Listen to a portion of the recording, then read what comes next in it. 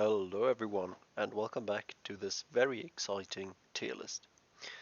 I know you've all been waiting for this for a very long time. I've taken way longer than I maybe should have, or well, I was about to say needed to, but I obviously did need this long. Um, so I was working on this for quite a while now. I wasn't happy with the results oftentimes. It's basically completely changed to what you've seen last time. Um, But this video is not going to go into detail at all about how I got the results. This video will be discussing the results and showing you guys what I've come up with. There will be a separate video discussing all of the maths behind it and how I got to each of my values. And that will basically be where we can also discuss if you guys totally agree with me or disagree. And I'm sure some people will disagree with me on a couple of these. I'm not sure I agree with what I've come up with myself on some occasions. Anyways, you can also see I called this one clean because this tier list will not include any allies. When I asked people in my Bone Reapers video if they'd prefer with or without allies, a majority was saying that they didn't want allies in there. However, there was quite a lot of people who did want my lists to include allies, so I will be doing another tier list down the line with allies included. However, that's gonna take me a while yet, so hold your horses and keep watching for that one. It will be around. But as I said, over the next coming week, probably we'll be discussing how I came to the results in this one, and we might end up doing a 5.1 version are if people have suggestions for changes that I think I'm happy with. Anyways, so let's dive right into it. I've split everything into tiers, so we go from F to A. S really isn't really a tier, it's only for the one faction that has won basically and is on the top of the tier list. So really there's 6 tiers from A to F, and we'll go through them. So down at the very bottom in F tier. From left to right, these are always like in descending order. So Bone Reapers are the top guys in F tier, where Nurgle Rotbringers are the bottom. And this is very similar to what you've seen in the past. Rotbringers have occupied and held their space on the very bottom of the tier list for ever since Warcry exists, basically. So, yep, sadly they are still down there. Also, we've got Tzeentch Demons down there, Slaanesh Sybarites, Fire Slayers, Nighthaunt, and Iron Golems.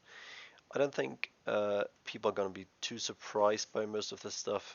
It's all very slow-moving factions that value toughness over damage output and movement, and that's not what you are looking for in Warcry. Then we got E tier, which is your Stormcast Eternal Sacrosanct Chamber, Beasts of Chaos, Lumineth, Realm Lords, Signs of the Flame, Bone Splitters, and Iron Jaws.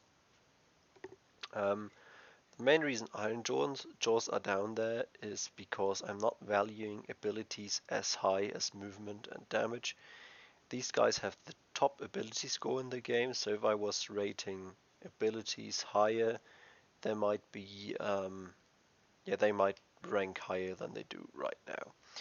Anyways, that's E tier for you. Then we got D tier. D tier includes Untamed Beasts, Gloomspite Gits, Stormcast Eternal Warriors, and Vanguards, as well as Shadowstalkers. And I know this will be the tier people disagree with. I'm perfectly sure that's gonna happen. I think most of the tier list is pretty agreeable, but Gloomspite Gits and Stormcast Vanguard Chamber are some of the factions that were in the past regarded as very strong. So we'll have to look into why they aren't performing well at all in this one and possibly get to another result at some point. Anyways, let's keep moving. We've got C tier, which is Daughters of Cain, Sylvaneth, Khorne Demons, Spire Tyrants, Slaves to Darkness, Kharadron Overlords, Cypher Lords, and Unmade. So a lot of the OG warbands in this one, which in general I think is a good sign because you want the Chaos warbands to be relatively competitive, and they obviously can stick around and fight with a lot of the other factions here. Now we got B tier, which is Flesh Eater Courts. So do keep in mind B tier is very much at the top already. As I said, S tier isn't really a tier, so we are out of 6 categories in the very top ones already now. This is Flesh Eater Courts, to no one's surprise, Cities of Sigmar, Idoneth Deepkin, Tzeentch Mortals, Nurgle Demons, Ogre Maw Tribes, and Khorne Mortals. And yeah, then we got our A tier, which is Splintered Fang, Seraphon, Slaanesh Demons, Legions of Nagash, and Corvus Cabal. So interestingly, we got 2 of the OG warbands in this one, which is kind of surprising, although Splintered Fang has always been at the very top with their very efficient snake spam. And then obviously we got Seraphon with their skink blowpipes, who are just insane value. Slaanesh Demons have the Contorted Epitome, who is probably the best fair fighter in the game. And Legions of Nagash just have a generally really good damage output, and they got buffed as well by getting a flying movement 10 piece and so on. And then we have S tier, which at the very top, obviously S is for Skaven. So Skaven do still reign supreme. They are our top tier still.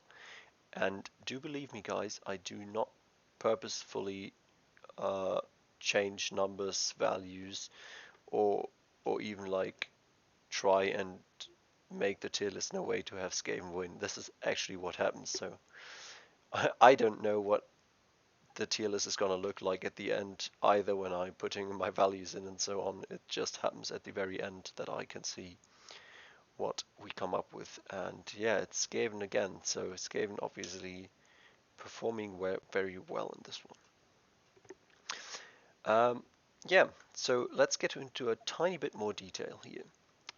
This is my Excel list basically, but I've colored it in for you to see the tiers I put everyone in basically, and the numbers you can see here are scores. So this is not any totals, so we don't have a model number of 39 in Skaven of course, but this is a score. So for example, Skaven 39 is always the highest score you can reach because there's 39 warbands, and 1 would be the lowest score you can reach. Sometimes there will be warbands with the same score, which is just down to them actually being, well, the same. So in model number, for example, both Splintered Fang and Skaven run the equal amount of models. Same for Spire Tyrants, for example, in this instance.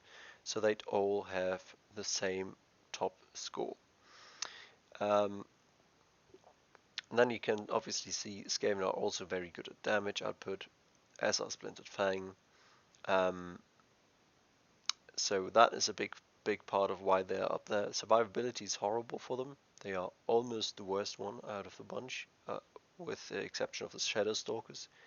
However, since I'm valuing survivability lower than damage, movement, and model count, it's actually the lowest out of all of my 5 categories here. That's why it doesn't play as much as a role in the final score.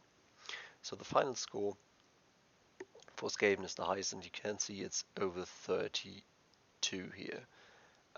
Whereas my lowest score is for Nurgle Mortals at 8.3.